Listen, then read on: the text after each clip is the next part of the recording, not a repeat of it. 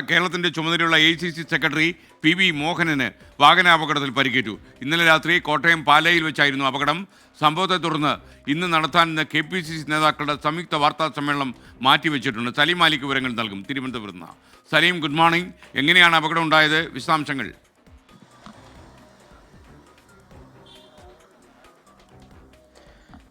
എസ്കേൻ, good morning. ഇന്നലെ രാത്രിയാണ് കേരളത്തിന്റെ ചുമതലയുള്ള AICC സെക്രട്ടറി PV മോഹനന് പരുക്കേൽക്കുന്നത്.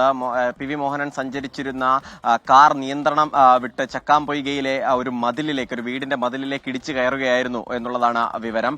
അപകടത്തിൽ PV മോഹനനൊപ്പം തന്നെ ഡ്രൈവർക്കും പരുക്കേറ്റിട്ടുണ്ട്. നിലവിൽ ഇതിനെ തുടർന്ന് KPCC ഇന്ന് നടത്താനിരുന്ന സംയുക്ത വാർത്താ സമ്മേളനവും മാറ്റിവെച്ചിട്ടുണ്ട്. KPCC നേരത്തെ ഇന്നലെ രാഷ്ട്രീയകാര്യ സമിതി യോഗത്തിന് ശേഷമാണ് സംയുക്ത വാർത്താ സമ്മേളനം നടത്താൻ തീരുമാനിച്ചത്. അതിന്റെ പ്രധാനപ്പെട്ട കാരണം പാർട്ടിക്കുള്ളിലെ അനൈക്യം എന്നൊരു വാർത്ത പുറത്തു വരുമ്പോൾ പാർട്ടിയിലെ ഐക്യം ശക്തിപ്പെടുത്തുക എന്നുള്ളതായിരുന്നു ഇന്നലത്തെ യോഗത്തിലുണ്ടായിരുന്ന ഏറ്റവും പ്രധാനപ്പെട്ട തീരുമാനം. അതിന്റെ ഭാഗമായി വളരെ വേഗത്തിൽ തന്നെ ഈ പാർട്ടിയിലെ നേതാക്കളെ, പ്രധാനപ്പെട്ട നേതാക്കളെയൊക്കെ ഒന്നിച്ചിരുത്തി ഒരു വാർത്താ സമ്മേളനം നടത്താം എന്നുള്ളതായിരുന്നു തീരുമാനം. ആ പശ്ചാത്തലത്തിലാണ് നിലവിൽ അതുമായി ബന്ധപ്പെട്ടൊരു തീരുമാനത്തിലേക്കും KPCC അധ്യക്ഷൻ K സുധാകരനും പ്രതിപക്ഷ നേതാവ് VD സതീശനും കേരളത്തിന്റെ ചുമതലയുള്ള AICC ജനറൽ സെക്രട്ടറി ദീപാദാസ് മുൻഷിയും ഒന്നിച്ചു ചേർന്ന ഒരു വാർത്താ സമ്മേളനം തീരുമാനിച്ചിരുന്നത്.